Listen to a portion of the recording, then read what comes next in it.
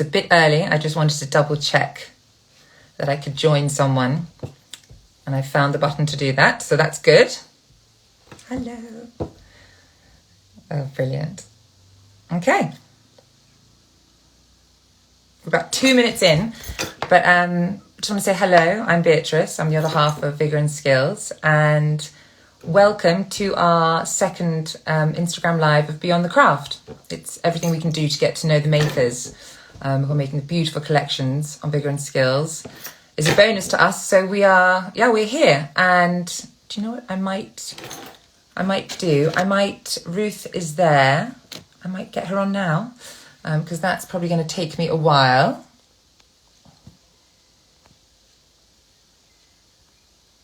Here we go. How's that? Yay! It worked. We're not even our time yet, but I just thought I'd try it out now. Good. How are you? Yes, fine, thanks. Fine, thanks. We just happened to be on and saw your live pop up, so I thought that I would just really be available. I can't really do like a sort of quick test run with live pop ups. You have to sort of So that's I guess the fun bit of doing it. Exactly. We've got 1 more minute, so I'm going to give it a little minute. But maybe it would be nice if you told us a little bit about yourself. Give us a little introduction about Ruth Rands and Herd Knitwear and how this came to be. Yeah? Yeah, totally. So my background actually isn't in fashion. I for 10 years before I set up Herd, I ran a wild organic seaweed business. So I've worked in a completely different industry and grew that business, kind of did everything that you do. It was almost like my practical MBA. You know, I raised money from various different, organizations. I worked with a large retailer. I worked with independent retailers. I worked in wholesale. I did all of the production side of things and worked in stock management and things. So I kind of, that's where I learned everything that I was able to bring into the easy kind of launching and transition into Herd. And when you look at them from the outside, they look obviously completely different. You know, one's food and the other one's fashion. But for me, it was a very straightforward transition because both seaweed and wool are these local, natural, abundant, kind of ancient raw materials that occur locally to us. And so for me, both businesses are about making those raw materials accessible and available in a way that has no impact on the environment and has a positive impact on local and rural communities. So that was my kind of that was the entry, if you like. That was the thing that eased the way into the setting up of Herd. But really, Herd was born from a time that I spent in California with my husband. We moved out there for his business, and I had a young baby. I spent a lot of time kind of getting under the skin of San Francisco and that environment, and it was hugely inspiring to me. Americans have a very can-do attitude about business. There's none of this kind of, you've got to be careful of this. They're just like, great, go for it, go for it, do it. It's very positive. Yeah, exactly.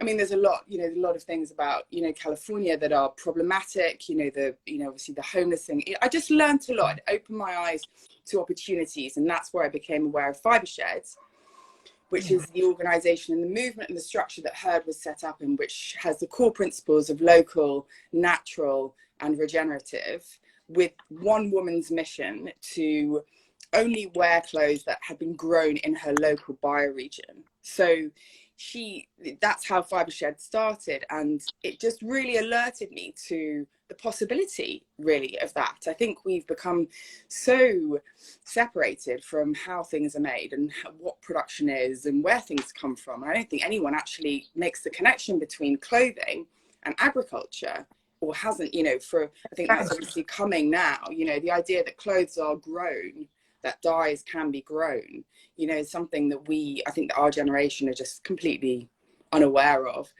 So that was hugely inspiring to me, and I came back to England, and then I was suddenly immersed in this just incredible industry that's been there for hundreds of years, almost millennia. Like Britain has been growing wool and processing it for the fashion industry for centuries. It is incredible how, and all of the wealth of our towns in the UK are built on the wealth of wool. And so not only were there the sheep, this fine, incredible fine fleece, there were also all of the processing facilities and the expertise and the creative side of the knitters and the designers also in the UK that I could kind of riff off and get under the skin of, and all of them doing these really incredible things like Scottish brands and Irish brands and brands that pull on the heritage, you know, in different ways. So really by the time I had got back from the US and I was, you know, I've been here for about a year, the imperative to set up Herd was completely unavoidable. Like it almost built itself at that point. Oh, brilliant though, because they both I mean, it's so encompasses everything that is beautiful about this country, to be fair, you know what I mean? It really hits all the sweet spots we've spoken about in the past, you know, everything from how you shoot your campaigns, the lighting that you capture that is so specific to, you know, Britain and everything. But actually it's funny that the birth of it, I guess the seed that was planted in your head happened all the way over in San Francisco, and that's lovely to see how far this umbrella of sustainability and where these whole processes come from individuals. It's not just in the four walls. Just going back a step then, so your development, you know, Herd is now happening, and this huge, very powerful word that everyone's using now, thank goodness, sustainability. Yeah. So it almost sounds too simple, because how important is sustainability in your work, and what does it mean for Herd? How are you sustainable? What's your, you know, behind that? Well, I guess sustainability almost can't really be separated from what Herd is. It is kind of baked into what Herd is from the very beginning, because the reason that I set up Herd was to create that connection between consumers and farming and where clothes come from, and ultimately to build a regenerative climate beneficial fiber. That's our goal. So I would hope to be there within 5 years, but we need to set up a baseline with all our farmers to understand where they are on the regenerative spectrum. So what their land management practices are, well, we know what their land management practices are, but what the impact of those practices are, and the impact of the loading of the fleeces and of the sheep on the farms. And then once we've established a baseline, we can look at improving on that and actually calculating the amount of the tons of carbon that are sequestered or otherwise. We've obviously got a very short supply chain, which means that we're not using a lot of CO2, and we're not releasing a lot of CO2 in terms of transportation. And we're obviously pioneering natural dyes, so we're not relying on kind of toxic petrochemical synthetics to produce the clothing. But it is so fascinating kind of watching the word sustainability as it's kind of the nuances of it kind of ebbs and flows throughout fashion, and different people's and brands' interpretations of it. And I think that the energy behind the sustainable fashion movement is extremely positive. And I do see from now what I know about fashion how panicky these big brands are to try and reverse engineer supply chains, which are extremely well established now, to try and put a sustainable lens on something which is inherently completely unsustainable. But I think the energy behind it is positive, and I think that as with all of these things, availability and innovation needs to follow. So for brands that are already really well established, they might not have, you know, they need access to more sustainable fabrics. We need factories to be upscaled in this country so that they can make more locally. At the moment, there are no processing facilities, for example, for linen, although the UK has, like, linen is more native to the UK than wool. We were growing linen and making growing flax and making linen before sheep even came to this country. But now there are no processing facilities for linen in this country. So like we need to, I think, look at the solutions from a from a macro perspective, all the way from how can we produce these materials to, how can we upscale these factories where in this country where we have, really high, we have a minimum wage, we have legal working conditions, we have a good structure for a kind of ethical supply chain. How can we upscale these factories and ensure that this regulation is being put into place?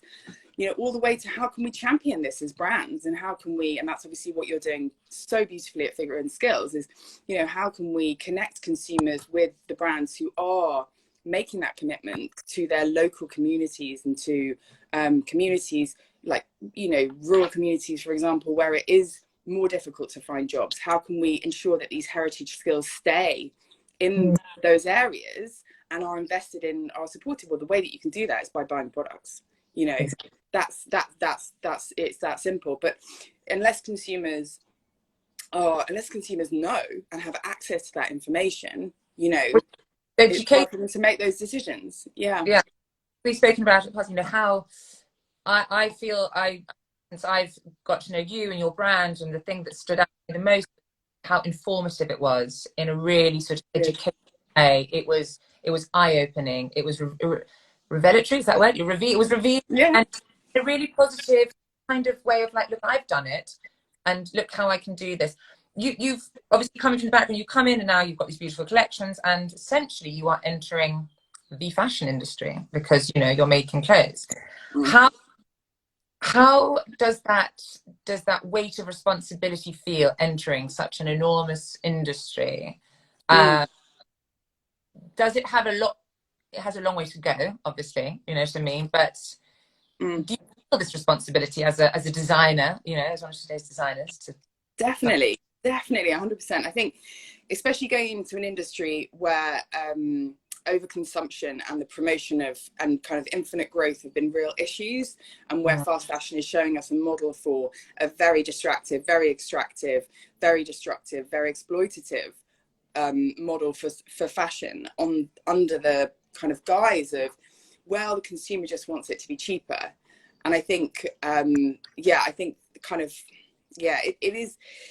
there's a lot of troubling issues in fashion, and it's not food. We do need to clothe ourselves, but essentially it's not life or death whether we have 5 new pairs of jeans a season, etc. So it is a kind of troubling. It's not exactly troubling, because the way that I look at it is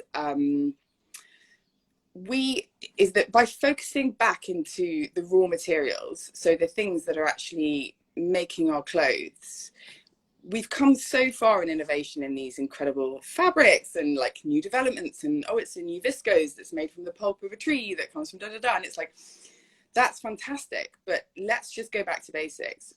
Wool is grown every year by sheep. Whatever happens, whatever the weather, whatever the climatic conditions, it requires no deforestation, no additional water. It requires no chemicals, no inputs. It almost requires no human intervention other than the shearing of the sheep, which needs to happen for the health of the sheep. So this is a raw material that's occurring completely naturally and without any without any kind of carbon emissions.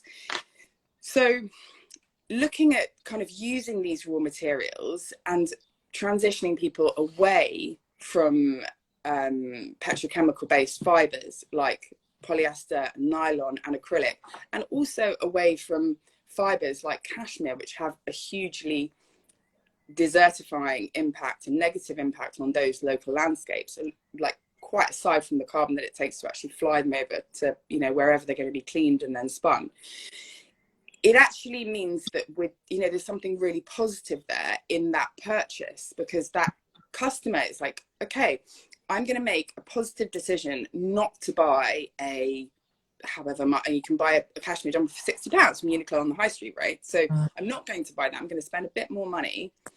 And that purchase, that choice is a very positive one, because we're investing that consumer's money into a local and entirely self-renewing resource. Exactly. That actually brings me, well, that sort of answers this next question, which was, I've definitely learned since starting Vigor and Skills, the price handmade and sustainable, when it really is 100% transparent, it is definitely not the cheaper option. And, I guess you just answered it. It's like, what do you answer to people who say, oh, but it's handmade or it's sustainable? Why am I paying more? And I guess it is because you're not supposed to have 20 of them. You know what I mean? It is about having the piece, that lasts you. It just lasts. Yeah. But what I find so interesting about this conversation partly is it's interesting that sustainable fashion is kind of getting this heat when like luxury brands have somehow avoided getting the heat for like a £2,500 handbag. I know that is made in Asia, where wages are really low, from a material that isn't traced back to the source, from dyes that are made of petrochemicals and are de facto very, very cheap, partly because oil is subsidized, and so it is even cheaper than it should be. And so somehow and I think there's this expectation that, well, it goes into the brand and it goes into the design, and I think sustainable fashion does need to kind of rise to that challenge when it comes to design, and not making kind of sustainable fashion something that you can only wear at the weekends or only wear on holiday, and that's kind of always floaty and tie-dyed, and except I love tie-dye myself, but that's and I think there is a design and a kind of substance and a kind of smartness challenge there that sustainable fashion in some brands are really rising to, and I love to see that. But it is interesting that we're getting this heat, and I think the question really isn't why is it so expensive, it's why are those products so cheap. And I think once you understand the process that goes into making a product, and not just making it but also marketing it, which is important because otherwise nobody knows that it exists, and showing it off to people and working with different partners who are going to give global access to those products, that the fashion industry is well set up for that kind of exposure, and I think that's a really positive thing. But yeah, once you understand that the raw material has to be gathered, it has to be cleaned, it has to be processed, and then it has to be made, and that person's time is is valuable, then the question really isn't like, why is this jumper £300? It's like, how do you make a cashmere jumper for £60, even £60? It isn't. I mean, that is a luxury fiber that is, it's. And then you start to look at, I mean, I don't even know how much dresses sell for in fast fashion, but if it's as low as like £10, there's definitely something wrong with that. I think that's the thing. Everyone needs to sort of look at their ingredients, again, which is exactly what you've done. So just to go off a bit, slightly on a tangent here, about how your collections, because there's so much more that you have to say actually about everything we've just discussed now regarding sustainability, traceability, education, responsibility. But you are also creating these stunning collections in conjunction with that, which is definitely helpful for you. And I wanted to just hear a little bit about your craft and the creations, really, just hear about your inspirations, because the truth is we probably launched Herd Knitwear and Vigor and Skills roughly around the same time, last year. And the truth is I was cruising on Instagram, and a mutual friend of ours posted a picture from your first campaign on her Instagram, and I automatically went to her and went, oh my god, this is gorgeous, what is this? And she said, let me introduce you, wouldn't that be great for Vigor and Skills? And that was really the seed that was planted, because at the time, very homeware based, and this is how we want, ceramics. And I remember running upstairs to Clement going, oh my god, have you seen this knitwear? And he was like, oh. He goes, why don't you talk it out and see what happens? And we both sort of said, well, look, you launch and I'll launch, and let's speak in a few months. And that's what's happened. And we are so proud to have you on board, because your brand is really spearheading the way forward for a lot of other, especially anyone at startup level right now, are making really important, responsible decisions.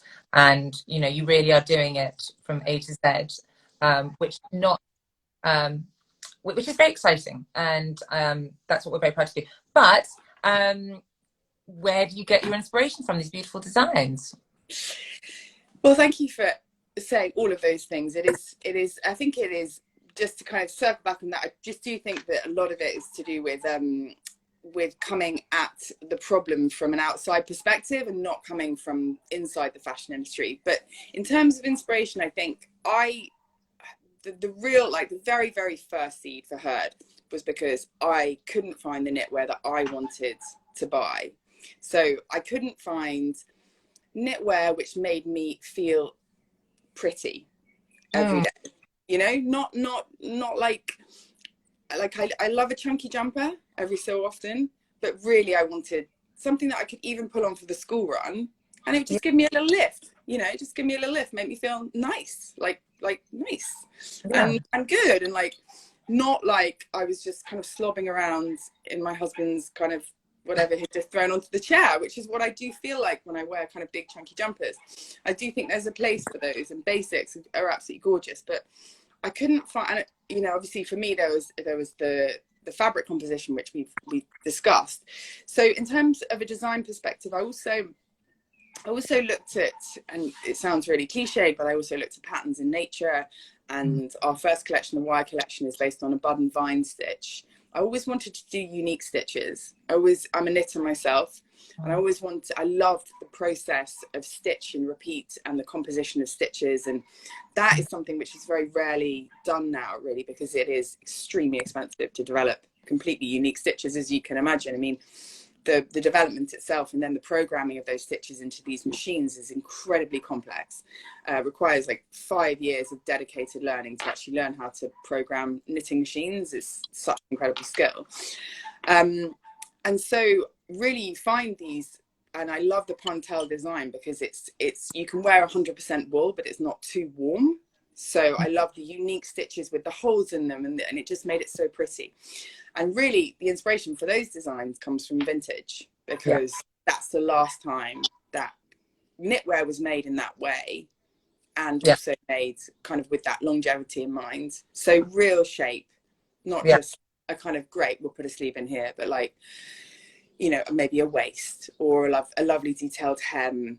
And so a lot of my kind of working inspiration comes from vintage. Now that we kind of have the core principles of a Pontel design, 100% wool, and kind of pretty flourishes that kind of flatter, rather than this idea that kind of knitwear just needs to be slouchy. Yeah, absolutely. Going back to before, when I was saying to you about, you know, I actually when we talked on the fair this week, you know, I was saying to you how your knitwear, you know, I mean, where else does the cardigan really make? I mean, England is, you know, ideal for the cardigan, for knitwear in general, you know what I mean? It's a very trans-seasonal sort of island that we live on, that it can come out at any time of year, really. Yeah. Knowing yesterday, and, you know, so, and I was saying to you, you know, it captures this British, this romantic vision of it. This is all the beauty, like I said, from the climates of your campaigns to the lighting to all these things. The pieces could only be from here. It seems like such a celebration of England. But then when we spoke the other day, you said it's actually very specific to a certain area. Can you tell us a bit more about that? Because that was a very interesting education about all the different pockets of knitwear and where they all sort of belong, I guess. Yeah, so well, so the northwest of England is, so I have a family connection to the northwest. My mother's side of the family is from Yorkshire, and we have some really close friends there, and I've spent a lot of time, kind of, my husband and I both kind of up there, with a connection to Lancashire. And so I was up there a bit anyway, and then that's actually where that's where wool comes from. Basically, that's where the wool industry first started. Is that what you mean by your question? Yes, yes, it is. So when we spoke, I was so like, you know, celebration of like England. You said, well, actually, no, that's specific to exactly where, exactly here. Exactly, yeah. So the landscape of the northwest is very different to other parts of the UK. It is vast. You know, there's this sense of huge skies and huge spaces, but it is also very industrial. You know, Mm. it's a huge industrial centre for the UK, not just for clothing. And it is also, there's huge fells, which you don't find necessarily elsewhere. There's the Yorkshire Dales. It has a very distinctive aesthetic. It has a beautiful coastline, but it also can be quite bleak, and it can be quite gothic, and it's extremely wet. So it can be quite kind of grim and heavy. You know, you think of Wuthering Heights. And I really wanted to bring out the kind of the power of that specific place. You know, you think of the Highlands, you think of something else, you think of the Cotswolds, you think of, you know, something else. But the Northwest has a very kind of distinctive feel, which can be all of those things. And Herd will always be shot. You know, we will always do our photo shoots in that area. We will always make everything within 150 miles of the farms, all the way from field to fibre, because that is the birthplace of that brand. It's the birth, you know, it's the concept, it's everything really. Yeah, absolutely, I agree. So about the collection, about the last collection, I mean, I know the answer to this, and I totally agree. But what do you have a favourite piece from the collections? Yes, well, I don't have a favorite piece actually. I wear my wire cardigan, yeah, like maybe every day, and I love the wire jumper. I have my wire scarf, you know, but obviously I haven't worn that so much recently. But it's amazing as a kind of post Wild Swim wrap. I do quite a bit of wild swimming, and that's perfect for that. But from the new collection, I'm very excited to get my hands on a pair of leg warmers, which have been the piece that everyone's come back and been like, oh my god, leg warmers. Like, definitely. so, but it's just so cold, you know. And as we were saying, like, who wants to wear tights? I don't want to wear tights now. So fed up with tights. So yeah, I just want to wear my dress, have my leg warmers, my trainers, ready to go. Earlier than mine. You're like a February girl out of tights. I'm more maybe like end of February. Yeah. I give myself to April, and I'm like, no, I just can't anymore. I mean, it has to be my legs. Well, that's brilliant. So, okay, well, you know, your journey's just started, and I think everyone here is probably really excited to see, you know, where it goes and what happens. Do you have to date like a best piece of advice or favorite piece of advice that you've been given by a friend or work colleague? Yeah, definitely. So this always pops back into my mind, and it's so simple that it's kind of, you'd almost kind of pass it by. But I was kind of at the very early stages, and I was thinking, God, this is a huge project. You know, I've got to make the whole thing from start to finish. I don't know anything about wool production. I've got this idea of this knitwear that I'd like to design and make. You know, how am I going to do this? All I know is seaweed. Is this possible? And a friend of mine just said, you know, if you think you can do it, you probably can. And it's so simple because, you know, as I was saying to you, I don't think that I can take a car apart and put it back together. And I don't think that I could operate on, you know, someone and perform surgery. But I did think at the time that I could do this. And there was a fire in my belly about it. And there was a passion, there was a vision behind it. And so I think whatever you're, you know, in there, there's, you know, I think there's something in everyone, isn't there? There's something like, I just want to create this thing. And yeah, I just think I see that with a lot of the makers actually on Bigger and Skills, and that's really exciting. I mean, I think on behalf of me and Cliff too, you know, you'd asked us 5 years ago what we were going to be doing. Bigger and Skills wasn't even there, but it was. Do you know what I mean? It all comes together. Yeah. Where you started, and I guess it's a chain reaction of all the things that are happening around you in your life that get you to then get your thought process a certain direction. Go, right, this is what I'm going to do, next. And it all sort of slots into place. But I love that about everyone in Bigger and Skills, that everyone comes from all these different backgrounds, and they've all ended up now sort of, it's not like a calling, we're, you know, ending up doing something that really is very specific and very directional, you know, if you ask me, and beautiful. Okay, well, that's it. I mean, we could ramble on forever. Because every time we speak, we're on the phone or on email. And shortly, I know that Clement's going to come visit you, so we can get a bit more behind the scenes. Yes. Yeah, very soon. That's really it for now. It's been such a pleasure to have you. Yes. Likewise, thank you for having me. I'm very excited about the launch of the Lytham collection on Vigour and Skills, which I think is happening soon. Yes, it's happening. Brilliant. Well done for mentioning that. That's a very good point. Exactly. Get that up and running. And you have the live. Got no idea how to come off live. Do I just? I think we just close it down. But yeah, thank you so much. Bye. Bye.